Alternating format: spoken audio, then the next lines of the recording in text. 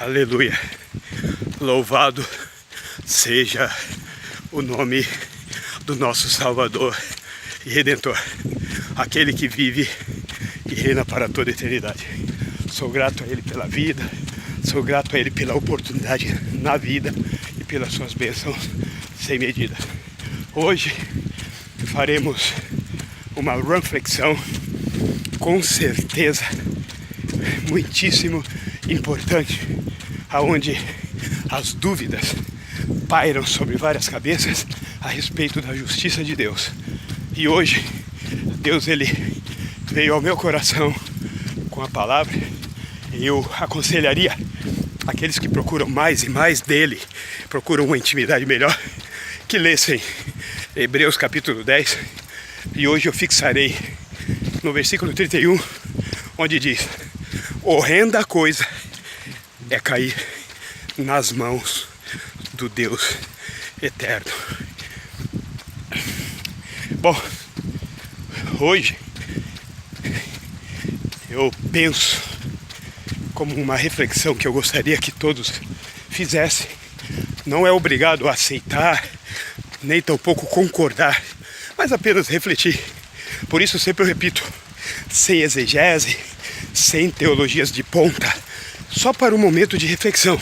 A partir daí, cada um procura seus aprendizados particulares e em grupo, mas pensem um pouquinho a respeito, porque é isso que o mestre fazia quando falava em parábolas, provocava um movimento dentro de cada um para refletir sobre aquilo, sobre o que ele estava falando, sobre o que ele estava relacionando.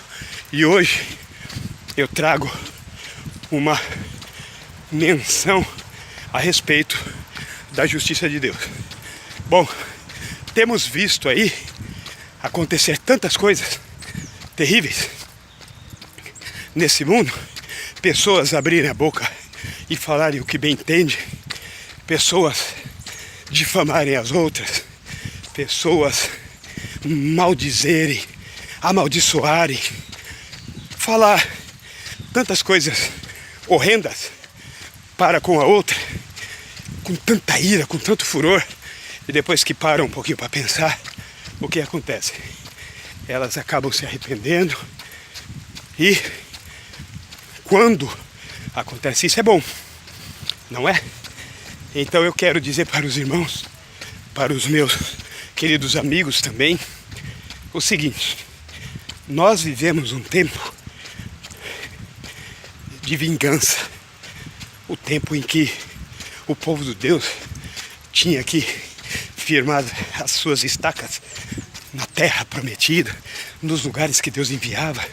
Então foi o tempo da guerra, em que eles consideraram Deus como escudo, broquel, como uma rocha protetora, como um monte alto, porque esse povo, ele estava em guerra, e dentro de tudo isso que acontece, precisavam de força e pediam: Deus, guia os meus punhos, guia minha mente de sabedoria e estratégia. E eles iam adiante. Foi o tempo do derramamento de sangue, onde eles queriam ter o seu espaço, o seu lugar, a sua bandeira. Por isso chamamos Jeová Nissim, onde nós fixamos a nossa bandeira, e todos que passam veem a bandeira que nós seguimos, defendemos e por ela vivemos. Essa é a nossa pátria, representação do lugar santo, do lugar de descanso, de paz, da habitação segura. Houve esse tempo. Houve o tempo contraditório. Guerreou-se, ocupou-se um espaço, adquiriu uma residência, uma habitação segura, isso aqui na terra. E aí chegou o dia da defesa. Agora que eu conquistei, eu preciso erguer muros, fazer como Neemias, proteger o lugar seguro, o lugar da adoração. Então eu me defendia, não guerreava mais, não precisava sair mais, mas me defendia. esse tempo também ele passou. Hoje nós temos o tempo do alerta, das atalaias, que agora sobem em cima dos muros e tocam as suas trombetas, avisando sobre o perigo que está próximo, sobre o inferno que está à disposição de todos os distraídos. E fazendo uma alusão sobre os tempos de hoje, eu digo que acontece o mesmo, mas tem muita gente confusa, tem gente guerreando pela palavra. Não precisa mais. Hebreus 10 já diz: o Deus de justiça, ele vela ali, ele cuida, ele está de olho com aqueles que desafiam a ele mesmo. Ele é o Deus de guerra, ele é o Senhor, o guerreiro de Israel, o Senhor que protege. E aí tem muitos que ficam defendendo a palavra também, querendo brigar por ela em defesa. Não precisa mais. A palavra por si própria se autodefende. Nós estamos agora, eu arrisco dizer, irmãos, pensem um pouquinho, né? Não é um imperativo, apesar de eu falar assim, mas é um pensamento. Nós estamos agora no tempo do alerta.